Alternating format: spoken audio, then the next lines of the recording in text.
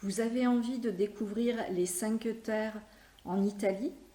Alors suivez-moi à travers les photos de mon voyage dans les Cinque Terre en Italie.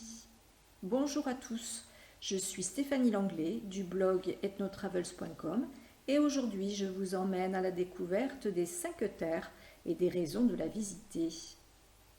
Alors la première raison de visiter cette région, c'est bien évidemment pour les paysages et pour la randonnée. Vous pouvez voir que ces villages sont au bord de la mer et lorsque vous allez vous randonner d'un village à un autre, vous serez le long de la mer.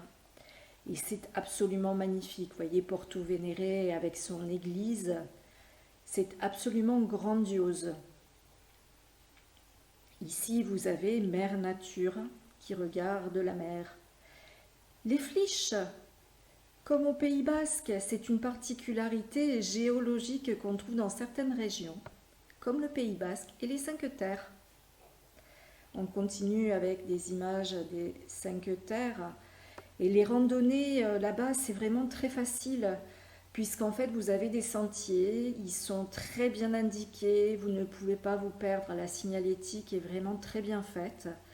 Et en plus, vous pouvez aller d'un village à un autre et revenir en train vers votre village du début. Ici, vous voyez une glace pour les chiens. Alors, pourquoi vous ai-je mis cette photo-là? Hormis, évidemment, vous montrer que c'est original, c'est glace pour chiens. Mais la seconde raison, c'est que j'étais aux 5 terres avec mon petit Jaan, mon petit Westie.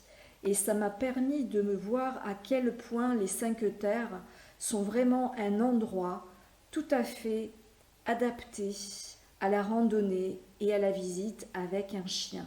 Les Italiens adorent les chiens, à tel point que quand vous vous promènerez d'un village à un autre, et notamment dans les petits villages et dans les villes, vous verrez que tout le monde pratiquement met une petite gamelle avec de l'eau pour nourrir les chiens et les chats errants.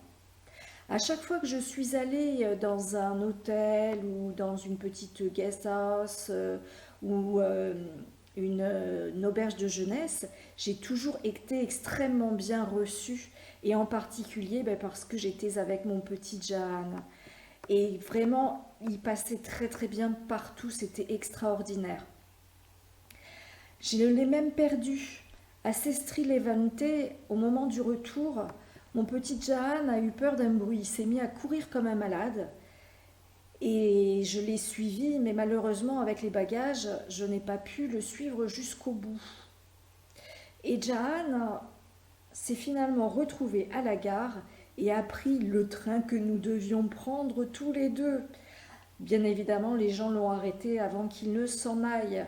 Je ne vous dis pas la frayeur, et c'est grâce à la mobilisation des habitants de Sestri Levante que j'ai pu le retrouver.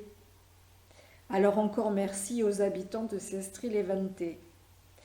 Ici, vous voyez les merveilles que vous pouvez déguster.